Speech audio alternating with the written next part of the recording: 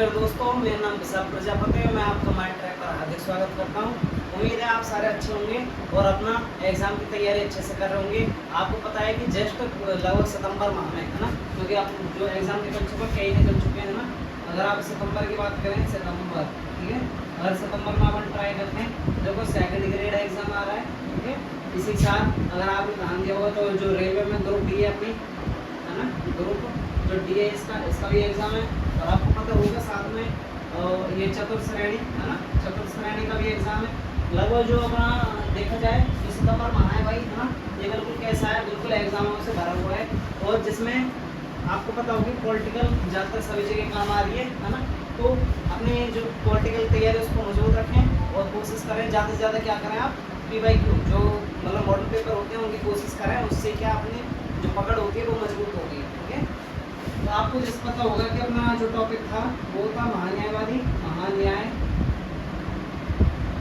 के बारे में चर्चा की थी अपन ने, ठीक है। महान्यायवादी हम अनुच्छेद कौन सा आपको पता होगा, 76 ये कंप्लीट कर चुके हैं कल ही, ठीक है। और आज अपन जानेंगे अनुच्छेद 88 के बारे में, ठीक है। अनुच्छेद 88 के बारे में जानेंगे। उम्मीद करता हूँ आपको पिछली कक्षा है जो आपने पिछली कक्षा लिया महान्यायवादी की, वो आपको समझ में आ गई होगी। आपको आवाज़ अच्छे से आ रही है ना, बस ये चीज़ें चेक कर रहे हैं अपन, ठीक है। तो आपको जो 76 है ये बिल्कुल क्लियर आ गया होगा। वेतन भत्ते आ गए। संचित विधि के द्वारा इसका क्या वेतन को निर्धारित किया गया है। कुछ ऐसी योग्यता होती है जो क्या मंत्री परिषद के समान होती है महान्यायवादी की, और इन दोनों के समान तो होती है। जैसे वेतन भत्ते अलग अलग होते हैं, क्योंकि मंत्री का अलग होता है, इसका अलग होगा, ठीक है। और जब कार्यकाल की बात की जाए, कार्यकाल दोनों का लगभग समान होता है, पर इसका कोई निश्चित नहीं है महान्यायवादी का। इसके बारे में अपन सारी चीज़ को समझ चुके हैं, अच्छे से समझ लिया है, ठीक है। तो आज 88 के बारे में जानेंगे। 88 में अपन कुछ पहले मैं आपको थोड़ा शॉर्ट में समझाता हूँ, फिर पढ़ेंगे अपन आगे की ओर। देखो ये संसद होता है इसमें, ठीक है। संसद या सांसद,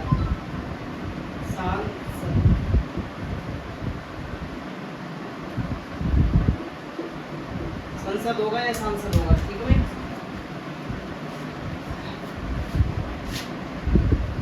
ये क्या करता है देखो, और अपना इसी के साथ एक और लगा देते हैं ही, ठीक है।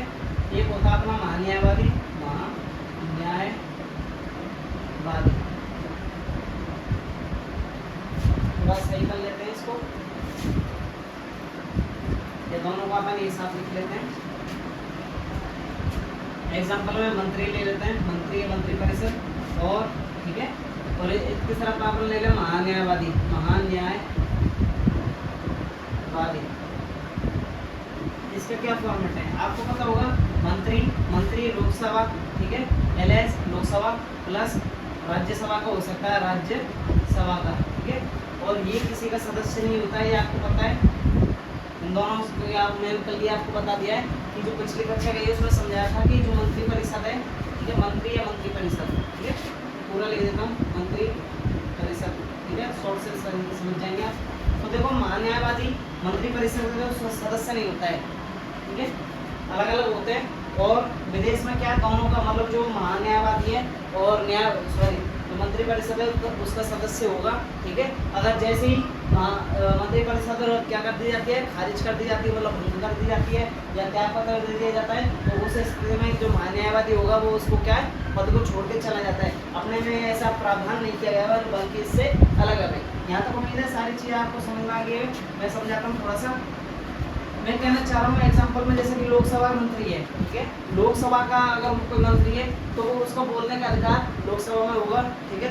कार्रवाई अगर कोई लोकसभा में कोई भी विवाद चल रहा है, कोई विषय पर कोई कानून चल रहा है, कोई बात चल रही है, तो उसमें बोलने का अधिकार मंत्री परिषद को होगा, ठीक है। अगर एग्जाम्पल में वो जैसे राज्यसभा हो, उसमें लोकसभा का मंत्री नहीं कर सकता है, अपनी कोई भी कार्रवाई वगैरह को प्रस्तुत नहीं करेगा, ठीक है।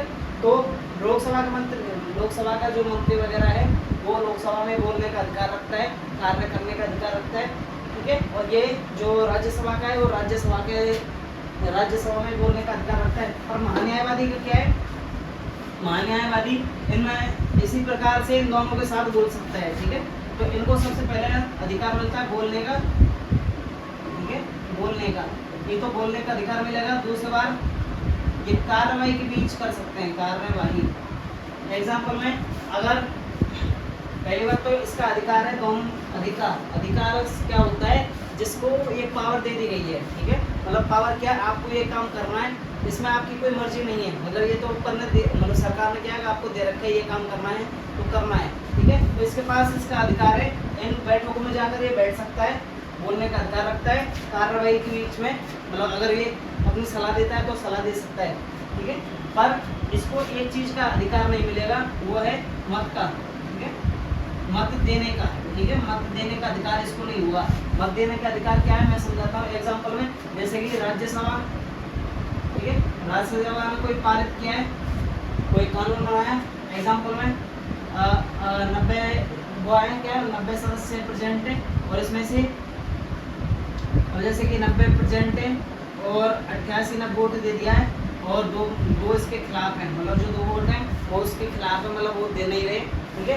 उस स्थिति में जो ये न्यायवादी है वोट नहीं दे सकता है, अपने जो मत है वो नहीं देगा, क्योंकि अगर ये इसका कारण सीधा सा है, क्योंकि इसका कोई प्रावधान नहीं है कि मत देगा मत नहीं देगा, ठीक है। कार्रवाई के दौरान सलाह दे सकता है, कार्रवाई में शामिल हो सकता है, बोलने का अधिकार रखता है दोनों सभा के बीच में, ठीक है। मंत्री परिषद भी मंत्री आपस में सलाह वगैरह कर सकते हैं, ठीक है। ये सीधी सी बात है, ये इसके अंदर है 88 के अंदर। उम्मीद करता हूँ आपको ये छोटी सी चीज आपको अच्छे से समझ में आ गई होगी।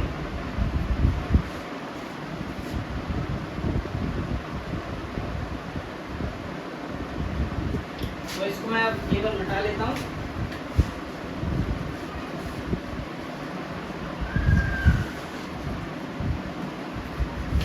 सुनो भाई,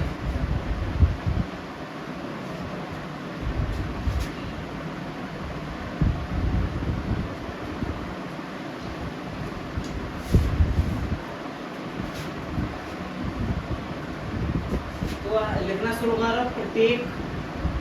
प्रत्येक मंत्री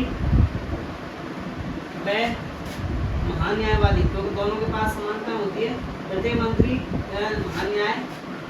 न्यायवादी का अधिकार होगा, अधिकार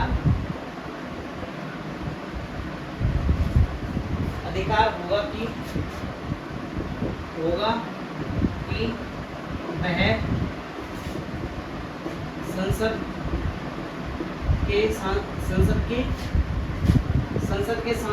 संसद के बैठक व कार्यवाही में भाग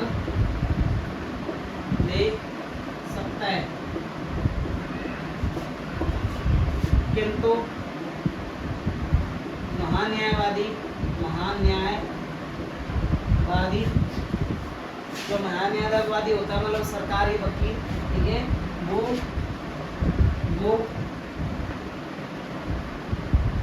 इनमें, ठीक है, या इसमें अपना मत नहीं दे सकता। एग्जाम्पल में समझा दिया है। एग्जाम्पल में लोकतंत्र मतलब कि जो अपना क्या बोलते हैं लोकसभा है। अगर लोकसभा में कोई विषय पर कानून बनाया जा रहा है या कोई विवाद उत्पन्न हुआ पड़ा है, ठीक है, तो मंत्री परिषद में वो भाग तो ले रहे हैं, न्यायवादी भी उसमें भाग ले लेगा। पर अगर वोटिंग की बात आए, जैसे भाई वोट देते हैं कि भाई एग्जाम्पल में अगर मान लो बच्चा है, बच्चे की क्लास है, 10 बच्चे क्लास में आए, तो अपन बोलते हैं भाई जल्दी से बताओ किस बच्चे को खेलना है। तो जिसमें से अगर 8 जने हाथ उठा दें, ठीक है, और 2 जने नहीं उठाए, तो वोटिंग सबसे ज़्यादा किसकी हो जाएगी, किसकी होगी भाई बताओ। अरे बच्चों की हो जाएगी, क्योंकि वो छुट्टी की तरफ है। अगर एग्जाम्पल में मानो अगर दोनों मतलब 5-5 बच्चे हों कि जो खेलना चाहते हैं वो हाथ उठाओ, जो नहीं खेलना चाहते वो हाथ उठाओ। अगर दोनों ने देखे 5-5 स्टूडेंट आ जाए, 5 खेलने वाले 5 नहीं खेलने वाले, तो उस स्थिति में क्या करेगा। अगर एग्जाम्पल में मान लिया अपन महान्यायवादी, उस समय कौन रख लेता है अपन टीचर को। अगर टीचर हाथ उठा देगा तो वोटिंग आपस में गड़बड़ा जाएगी दोनों की, ठीक है। तो ये अधिकार टीचर के पास नहीं है कि वो उन दोनों के बीच में क्या मतलब कि वोटिंग करे, ठीक है, मतलब वोट नहीं कर सकता है। ऐसे महान्यायवादी दोनों कोई सवाल चल रही है उसके बीच में अपना मत नहीं दे सकता है। ये आपको मैं समझा रहा हूँ, उम्मीद है समझ में आ गया होगा। अनुच्छेद 105 भाई है ना, अनुच्छेद 105 आता है। इसमें संसद के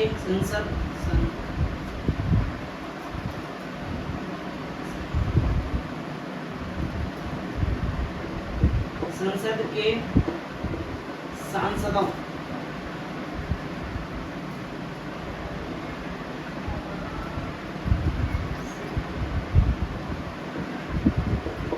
संसद के जो सांसद होते हैं ना, संसद के सांसदों का विशेषाधिकार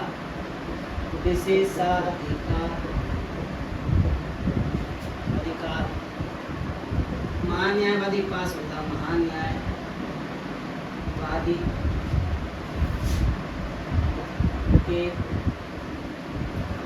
के पास होता है। समझ गए भाई? महान्यायवादी के पास कौन सा अधिकार है? उसका अधिकार है कि वो सांसदों की तरह, जैसे कि संसद के जो सांसद होते हैं, ठीक है, सदस्य होते हैं, उसी प्रकार से उसके पास भी क्या है, विशेष अधिकार है। जो मंत्रियों को मिलेगा वो इसको भी सुविधाएं मिलती हैं, ठीक है। तो उम्मीद करता हूँ ये आपको समझ में आ गया होगा। आप लिख लीजिए जल्दी से, फिर पढ़ेंगे अपन आगे की ओर। उतार लीजिए, उतारो भाई जल्दी।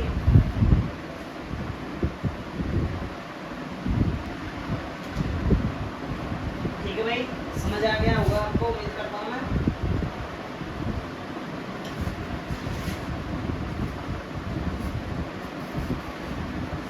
ठीक है भाई,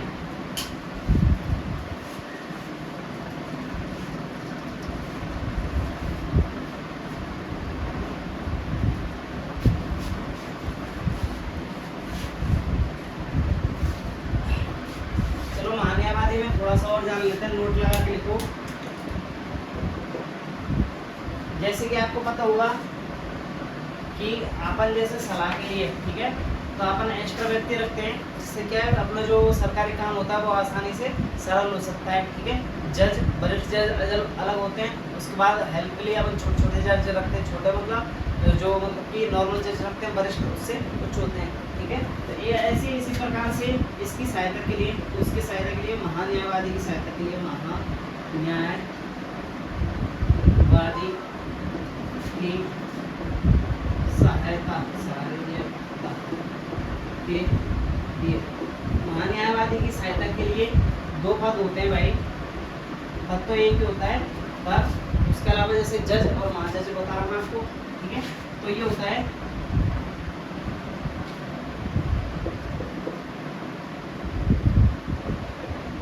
सॉलिसिटर जनरल का पद होता है, ठीक है। सॉलिसिटर जनरल होता है जो इसकी मदद करता है, सलाह देता है, या उसके मतलब उसके जितने भी कार्य होंगे उसकी मदद कौन करेगा? सॉलिसिटर करेगा। या इसके अलावा कौन करेगा? नंबर 1, नंबर 2 पे लिख देते हैं अति मतलब अन्य कोई, या अन्य सॉलिसिटर जनरल। समझ गए भाई?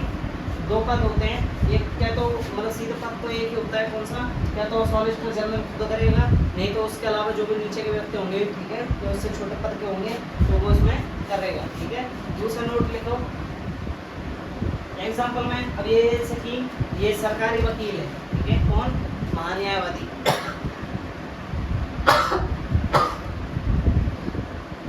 तो भाई महान्यायवादी सरकारी वकील है। जैसे कि एग्जांपल में अब ये थैली टाइम मतलब कोई भी केस वगैरह सरकारी का मतलब सरकारी कार्य से संबंधित नहीं है, तो उस स्थिति में ये क्या करेगा? उस स्थिति में इसको क्या करना पड़ेगा? तो ये केस लड़ सकता है, ठीक है, और व्यक्तियों का केस ले सकता है, अन्य केस को भी लड़ सकता है। पर इसके लिए एक कानून होगा, मतलब कि क्या है, ये व्यवस्था की गई है, अगर कोई संविधान या कानून के खिलाफ कोई बात रखी जा रही है, तो केस आता है, तो उसको ये नहीं लड़ सकता है, ठीक है भाई। तो महान्यायवादी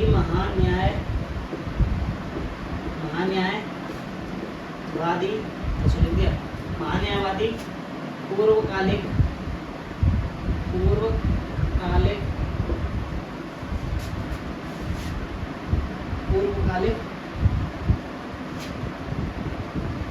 कार्य कर सकता है,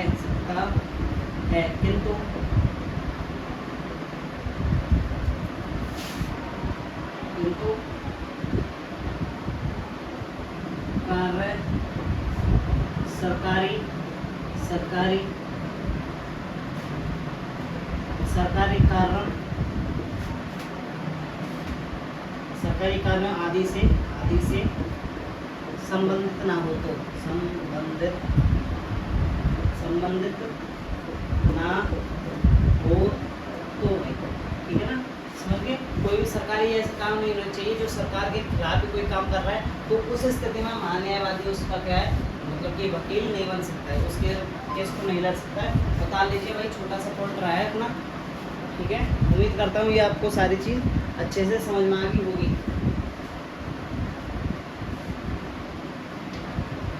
आगे हम नहीं समझ क्या नहीं आया है।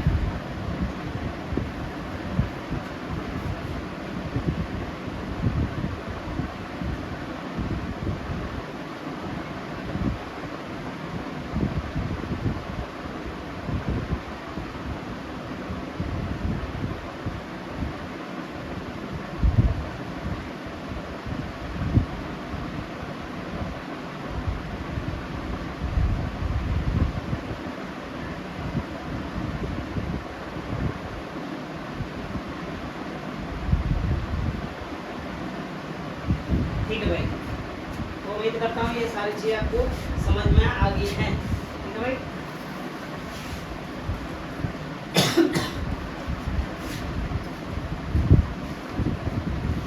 अब कुछ अपन महत्वपूर्ण जान लेते हैं। महत्वपूर्ण, अरे यार ये और कर रहा है बाबा। महत्वपूर्ण महान्यायवादी, महान्याय कि भाई महत्वपूर्ण महान्यायवादी कौन कौन से हैं। अगर एग्जाम्पल में देखें, सबसे नंबर 1 आप लिखो, सबसे लंबा, ठीक है, सबसे लंबे समय का, सबसे लंबे समय तक, जो सबसे लंबे समय तक रहा है उसका नाम है एमबी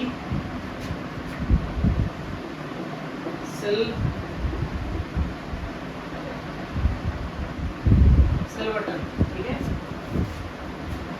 थोड़ा सा मुझे इस नाम में डाउट है, इसका नाम है सिल्वर्टन नहीं, वो शायद सिल्वर्ट है, ठीक है, सिल्वर्ट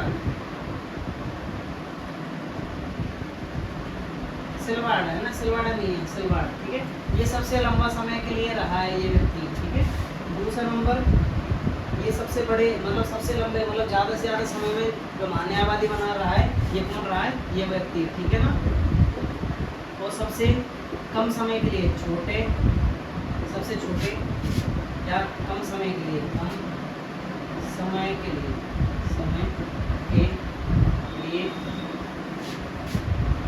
महान्यायवादी कौन रहा है, न्यायवादी। तो ये रहा है अपना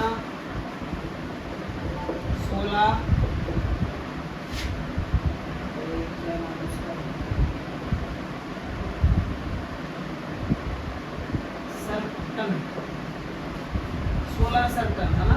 ये व्यक्ति 2 बार बना है, महान्यायवादी कितने बार बना है, 2 बार।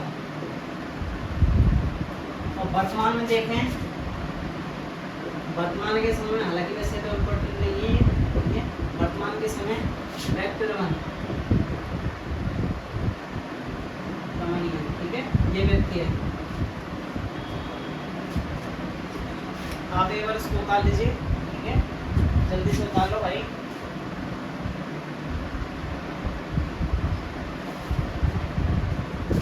इसको थोड़ा और सही करो।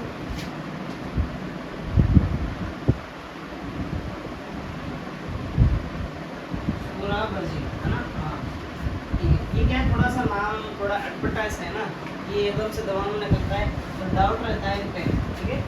तो ये बिल्कुल सही है, तो उतार लीजिए, ठीक है।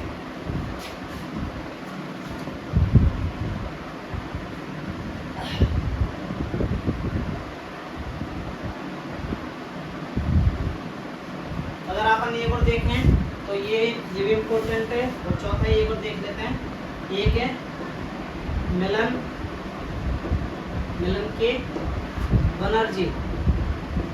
के बनर्जी, ये व्यक्ति भी 2 बार 2 बार महान्यायवादी रहा है। देखो ये इम्पोर्टेंट है नंबर 1, ये भी इम्पोर्टेंट है, ये वाला भी इम्पोर्टेंट है। ठीक है, इसको उतार लो भाई।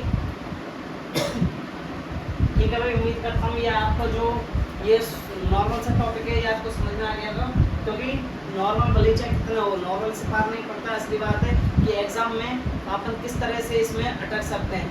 अटकने का मतलब अपने को क्या प्रश्न आना चाहिए, और प्रश्न किससे बचेंगे अपन, वही जिससे हम रोके नहीं। तो इसका सीधा फॉर्मेट याद किया जाए, ज़्यादा से ज़्यादा समझा जाए। ठीक है, तो इसी टॉपिक को अपन यही समाप्त करते हैं। कल अपन इसका अगला टॉपिक है महानिरीक्षक पद। ठीक है, जो राज्यसभा में पाया जाएगा, ये तो केंद्र का है। ठीक है, उसके बारे में अपन थोड़ा और चर्चा कर लेंगे। तो मिलते हैं अपन अगली क्लास में। और ये वाला जो टॉपिक है ये वाला, ठीक है, महान्यायवादी, ये वाला तो अपना एंड हो चुका है। ठीक है, मतलब ये कंप्लीट हो चुका है, समझ गए भाई।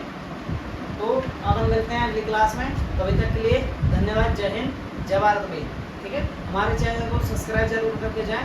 आपकी सबसे बड़ी यही समस्या आ रही है कि आप हमारे चैनल को आते और सीधा छोड़ के चले आते हैं। बस ये गड़बड़ मत करो यार, क्योंकि जो हमारा क्या है, जो वो होता है ना यूट्यूब, मतलब चैनल है, उस पर क्या है एकदम से क्या होता है, गिरावट होती है। ठीक है, तो गिरावट होने से क्या है, जो हमारा जो चैनल है वो क्या है, बिल्कुल मतलब डब में चला जाता है, जिससे क्या है कोई भी नया स्टूडेंट आएगा उस तक हमारी वीडियो नहीं पहुंच पाएगी। हम चाहते हैं ज़्यादा से ज़्यादा हमारे बच्चों, मतलब हमारे संघ के साथी हैं जितने भी व्यक्ति हैं उनके पास पहुँचे। ठीक है, तो ये फ्री एजुकेशन है। एजुकेशन चाहे कितनी फ्री हो, सीधी सी बात है, पर उसका जो प्रयोग नहीं किया जाएगा तो बेकार है। ठीक है, तो मिलता है अपन अगली क्लास के साथ। अभी तक के लिए जय हिंद, जय भारत भाई।